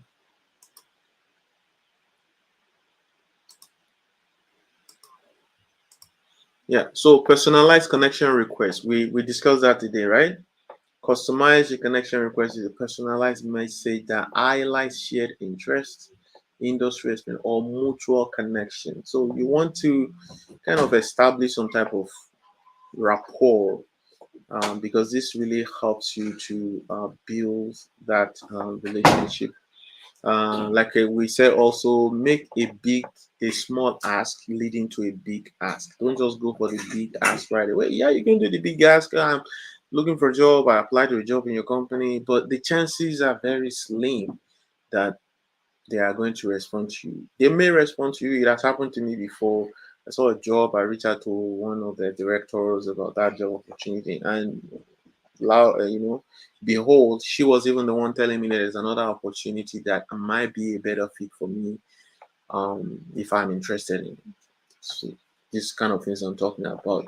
But the one that we focus on today is for the building consistently leading to opportunities. But there could be one where you might reach out and say, "Oh, I saw a job post in your company. However, I would like to learn more about your company from your own experience as a procurement person or as a buyer. Or I would like to learn about some of the business processes from your own perspective as somebody who is working for that company." Yeah, you could do that, but you wouldn't do it in a way that it's not about mutually beneficial engagement, right? So that's one thing you need to consider when you're engaging. Engage with influencer industry leaders. So we talked about these connectors. Follow and engage with key influencers. Sometimes when it has to do with key influencers within the industry, who are these executives, or who are coaches, mentors, experts. So you want to engage with their content first. Okay, that way it makes it easier for them to, easier for you to familiarize with them first before you then request a connect. The easier option actually is to click on follow. So when you click on follow, you're not really requesting them to connect with you as a first degree connection, but whatever they are sharing, you can see. And you can now use that opportunity to continuously engage with them. Maybe answer questions if they post questions, post, share, like, whatever thing they post. So that way you familiarize yourself already with them before then requesting to connect with them, what makes it easier to connect that way. Showcase your expertise with content. There are different ways to use this. You can do articles inside, but this is a big one. So this one, I will actually encourage rather you do it on our platform where we can kind of give some guidance on how this works, and then we can support in sharing with us on our own platform as well. Showcase your expertise with content, almost the same thing. Reach out to professionals in your field for informational interviews. So we'll talk about this one as well. This informational interview thing is a way for you to build rapport, where this person is actually then comfortable to refer you. Okay, because this is the main goal when it comes to job search. It's about getting referrals. But how do you get referrals if you haven't really been able to establish your expertise or establish a rapport with the person you are asking to refer you? Our platform also supports with that. Unfortunately, a lot of folks don't understand it from this perspective. You have thousands of people on our platform, and if you are sharing your experience, your expertise with them at that level, it helps you to gain confidence on sharing with larger group, or also on LinkedIn. There are a lot of people who have gone through that on our platform, like Okiomate. He does a lot of that for us on our platform before he started even sharing his own expertise on LinkedIn. Gauthier, the same thing. I think Bio also did that. So a lot of this are going on, that you could also tap into, maybe through volunteering with with us. So that's it for today. I don't know if anybody have a question. However, what I would say is next for you guys here is to um, let me see if I can make this bigger. Yeah. So what I would say is next is to get a one-to-one assessment of your job search and enroll in the job search accelerator. Job search accelerator, a lot of people will consider it to be expensive. What I tell people is this: that look, you're not getting a job sooner enough is also expensive.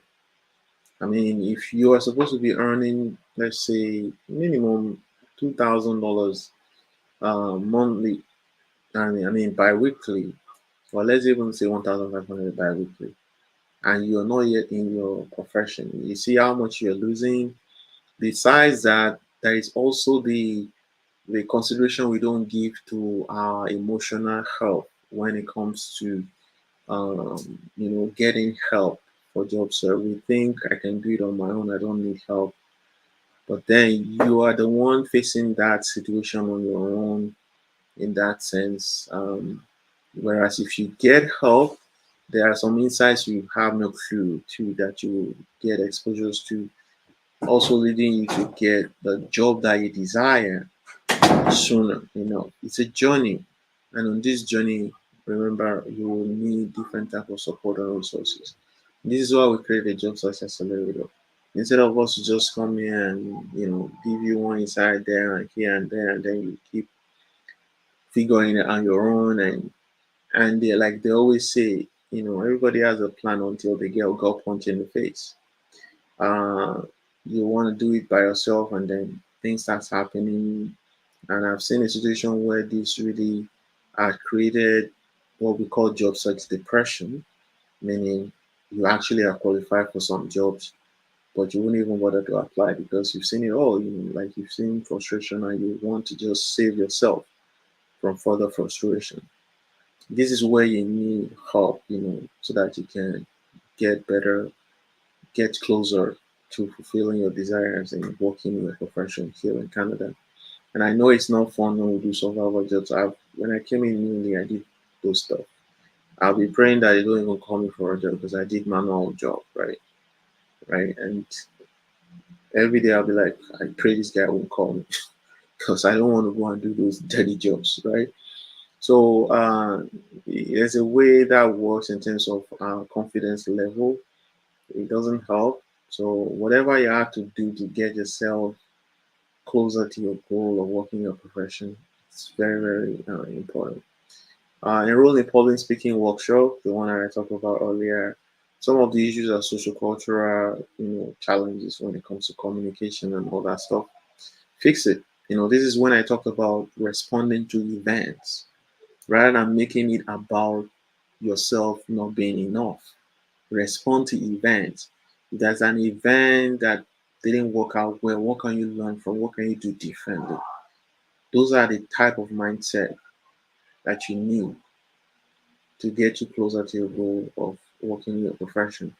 Join the supply chain industry network. Like I mentioned earlier, we are always supporting, we provide resources. We have different study groups for professional development. There are trainings and all of that are going on within our group. I will share the link to this platform, especially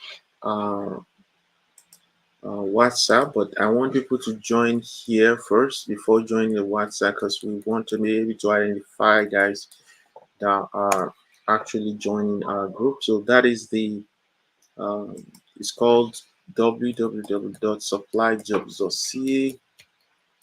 All right. So once you join that, then we'll be able to use that to accept you when you request to join WhatsApp.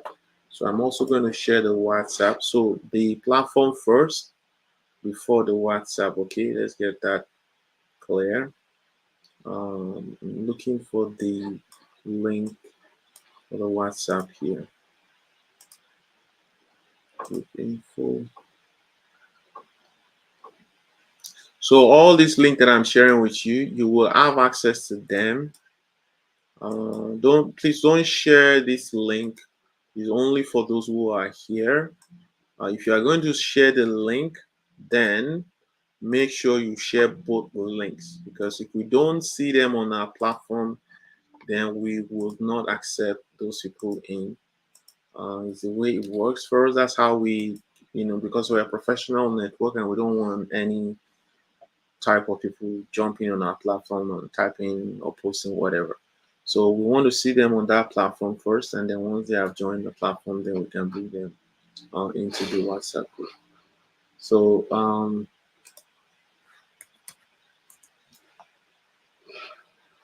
yeah, I hope you were able to receive those two links.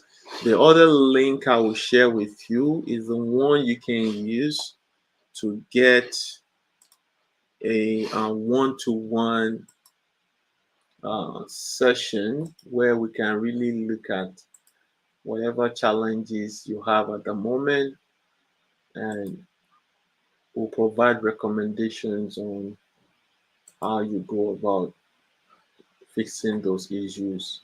It could be different things. It could be professional development. It could be maybe addressing issues related to the effective communication. Yeah, so it could be all those different type of things, but we need to speak for, sometimes the people will reach, oh, I want to do this training, I want to do that training, without necessarily even understanding, you know, what their challenges are, or, give me the opportunity to be able to provide the best recommendation, because I don't really understand their situation. Having not spoken with them to know, okay, where they are on the journey and how best I could help.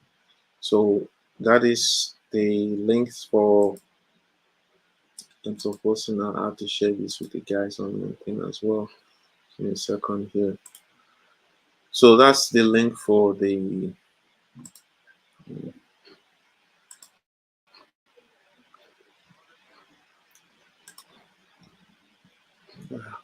what's going on here. So I've shared all those links. If you have any questions, just let me know. Let me see. I want to post this, but I don't want to have all this there. Okay, let me share this.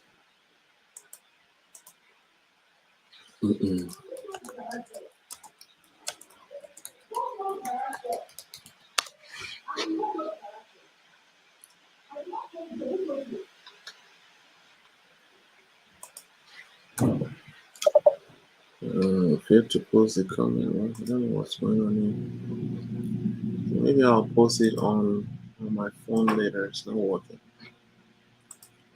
Anyway, so I'm going to stop sharing my screen now. Let me see if you guys have any questions. No questions?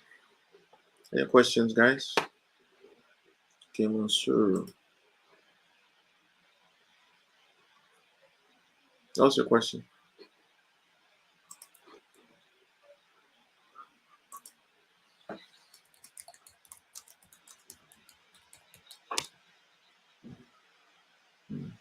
Okay.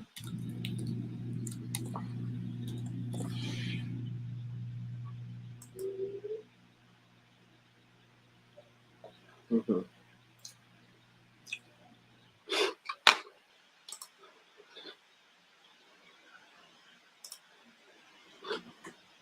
Mm-hmm.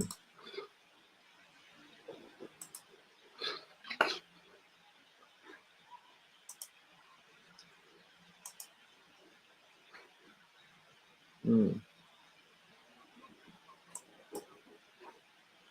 See, because you're avoiding the disappointments.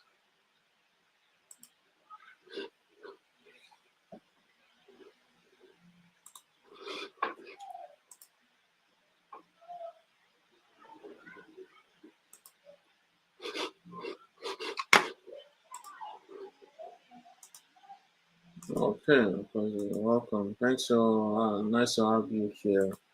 Any other question, guys? Do you have any other question?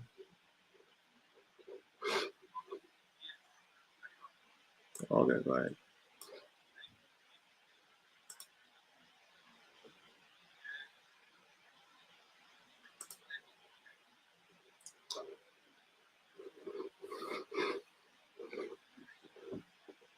Yeah.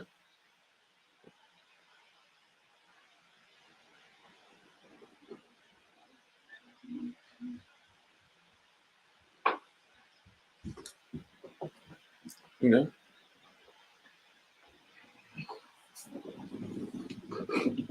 Hmm.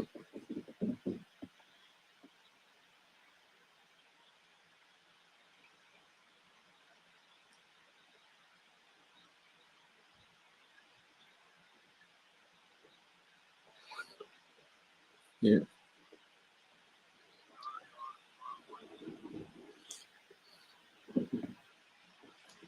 Okay.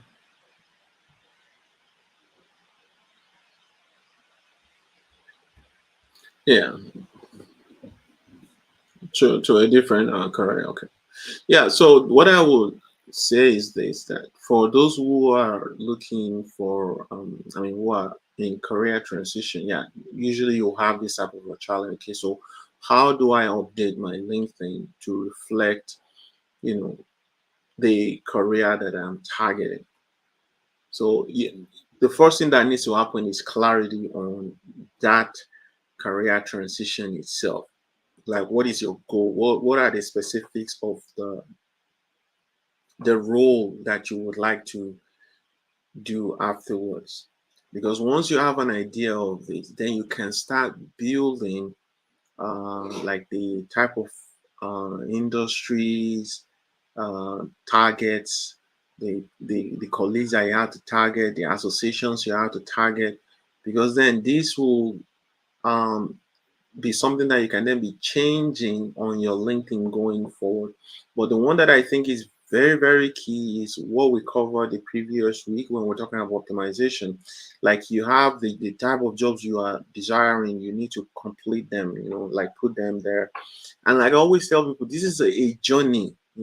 So at this point in time, at least have some goals, right? So you don't have to be perfect and figured it out and everything.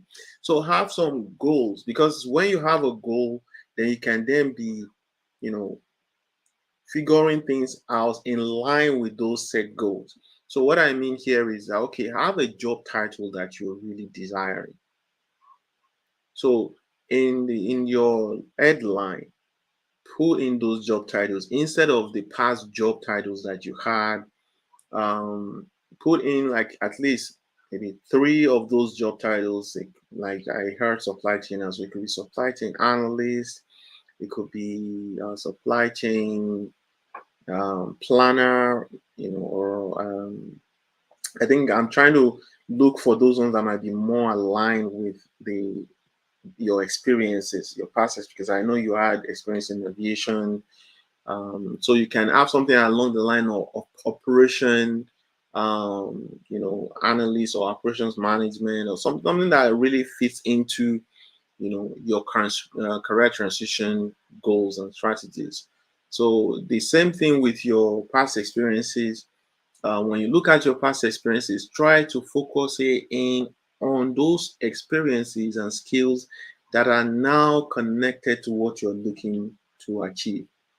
So if you worked as let's say corporate, I don't know what you call your title now, corporate something, you know, corporate affairs. Yeah. So what are the roles in corporate affairs that align with the desired career? Leave those and remove any other thing that doesn't align with your desired career goal. Because at the end of the day, too, you want to keep people curious. You don't want to put everything out there and then they already make a judgment about you. With all those things that you put out there. Okay, if you're targeting career transition to supply chain, and I go to your job and I'm already saying, oh, corporate affair, what is that?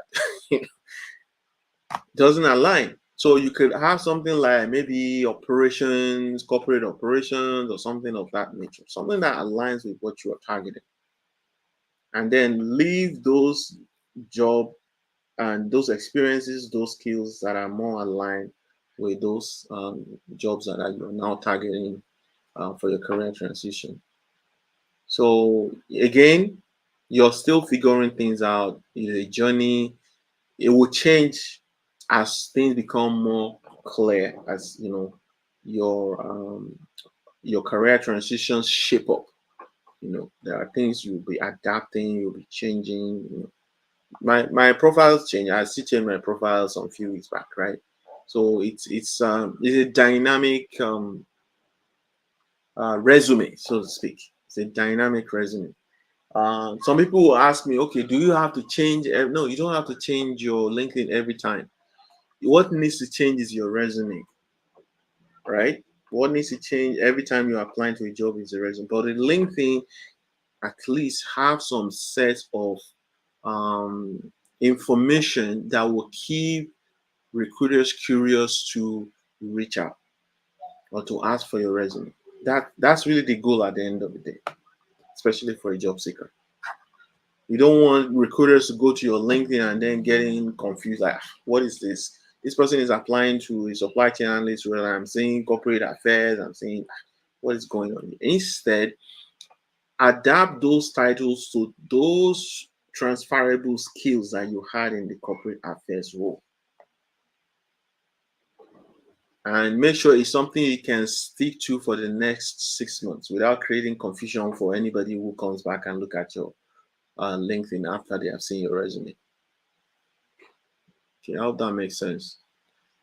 Okay, let's go for Bisola first, and then Ayodeji after.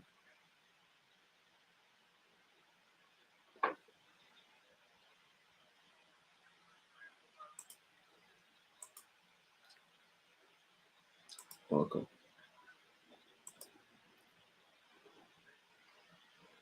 Mm-hmm.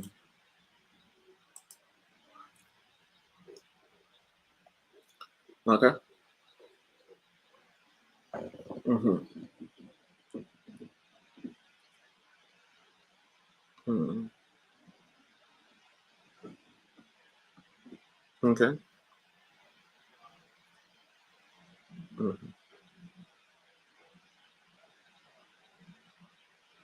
Yeah, they all in all. Let's just say it that way. Mm-hmm. Mm-hmm.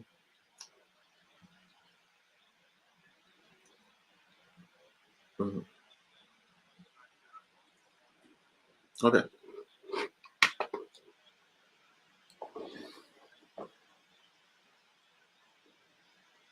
Okay.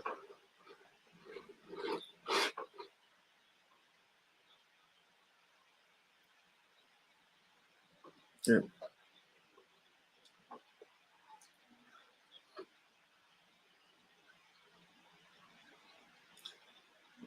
So, what is your goal? Is it to apply to jobs in supply chain?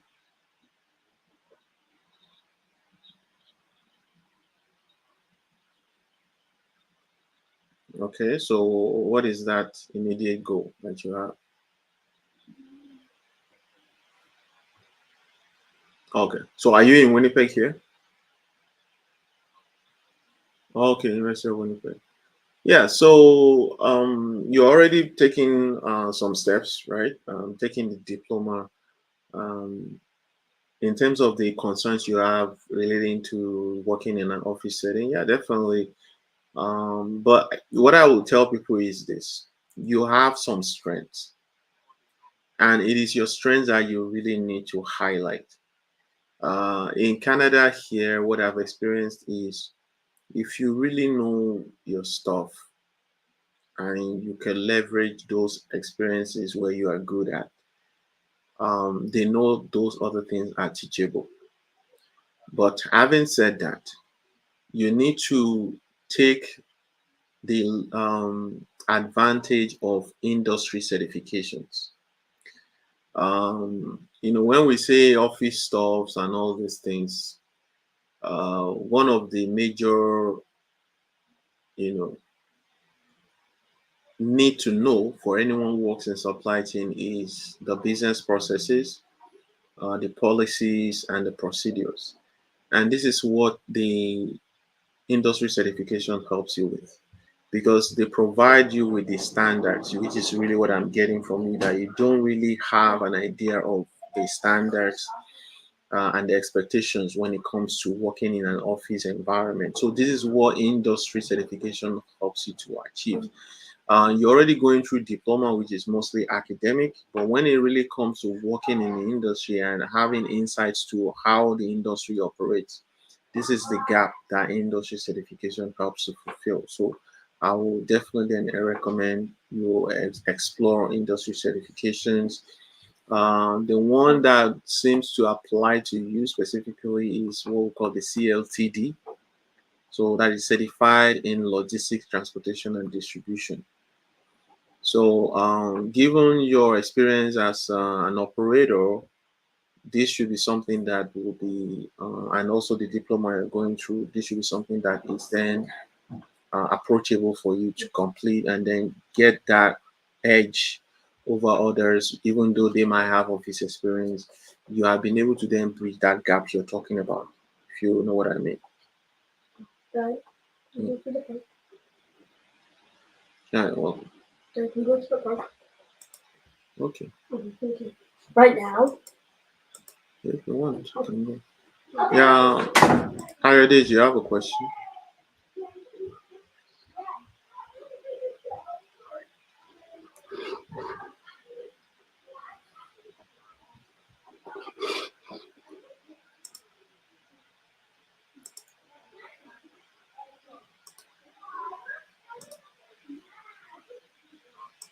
Mm,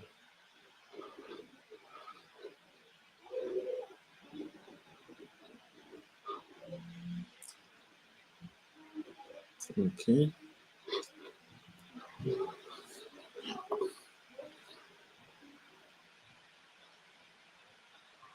Responses.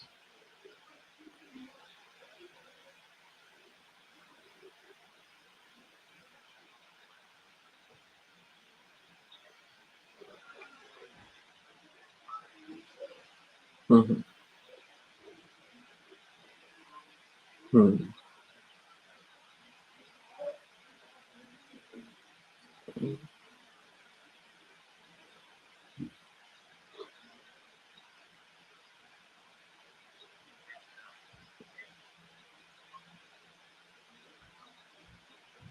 experience, yeah.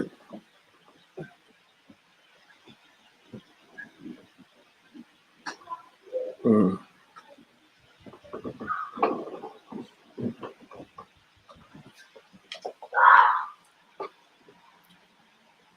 mm,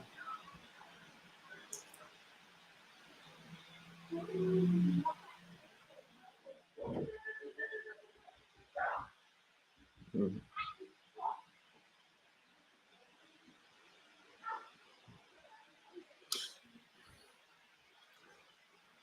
mm. Yeah. Mhm,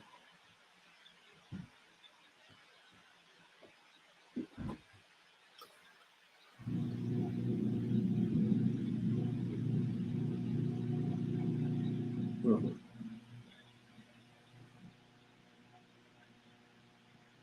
Okay. Okay. So that's a good question. Yeah. Again, transition, challenges, right? Especially when it comes to LinkedIn and how do you approach this? Um, so here is the thing. I think what is really causing the confusion for you is that you still do not have clarity or sufficient clarity on your career goals. Like, what really do you want to focus on? Because if you really want to focus on procurement, this is your medium term goal. So where I'm seeing this from is, okay, sales is your short term, and procurement is your medium term. Does that make sense that way?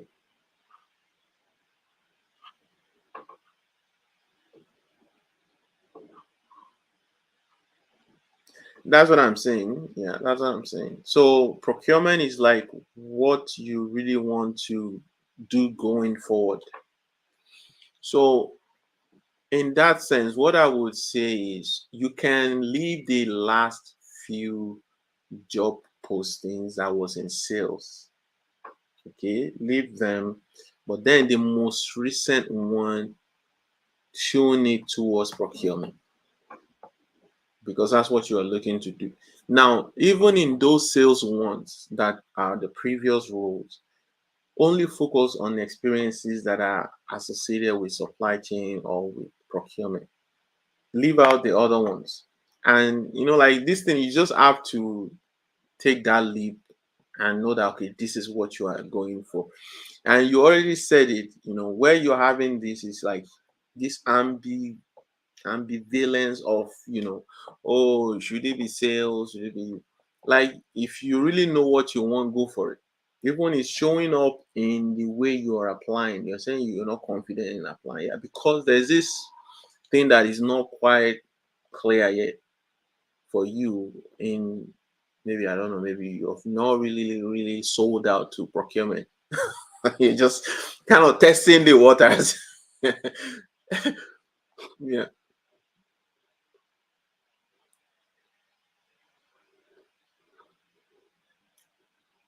Yeah.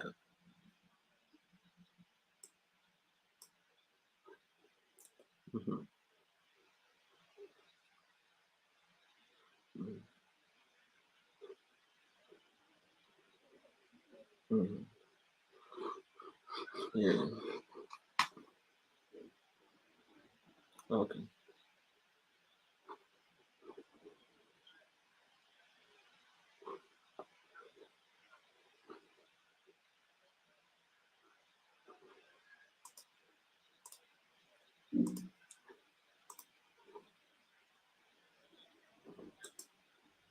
Mhm. Okay. And where are this?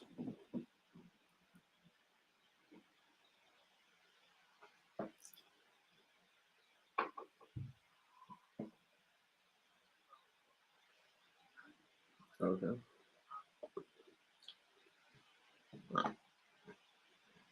And these procurement people?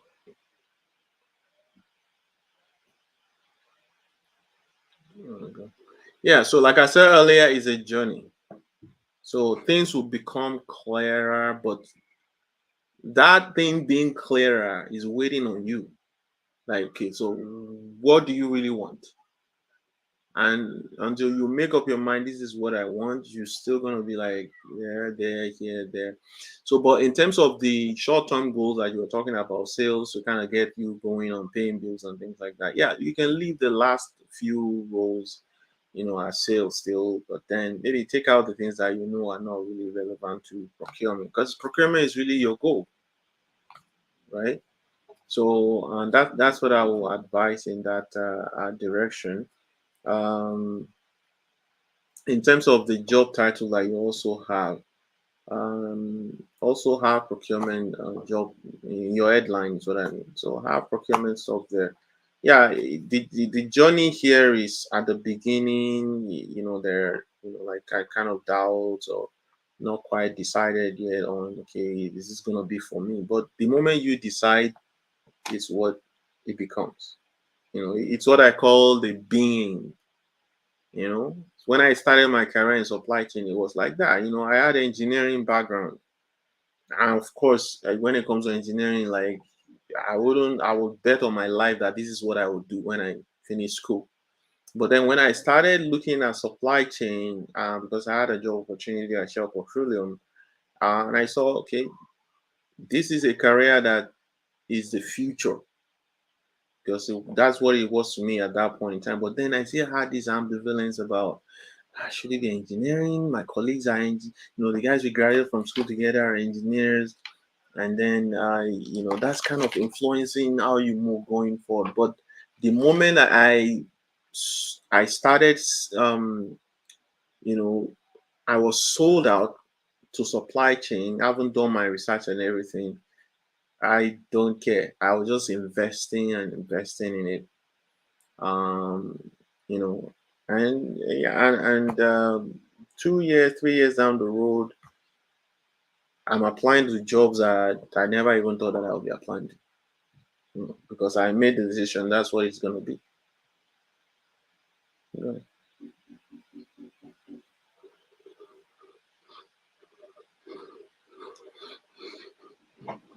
Yeah, it could sound a little bit confusing, when you do that stuff, which I know the reason why you're doing that, but these are very related roles. When you talk about sale, you're on the flip side of the coin. Basically, if you're negotiating, you're negotiating with a salesperson. So they are very relatable, and even if you are targeting this sales thing, and that's why I say you should keep the previous roles. So when they come to your profile, let's say you apply to a sales job, oh, they can see this guy actually has a lot of sales background, but he's trying to transition, and they see the relatability of the two roles, and they will no doubt still call you for an interview because they see that, okay, this is somebody that they can still bring back to sales if you want.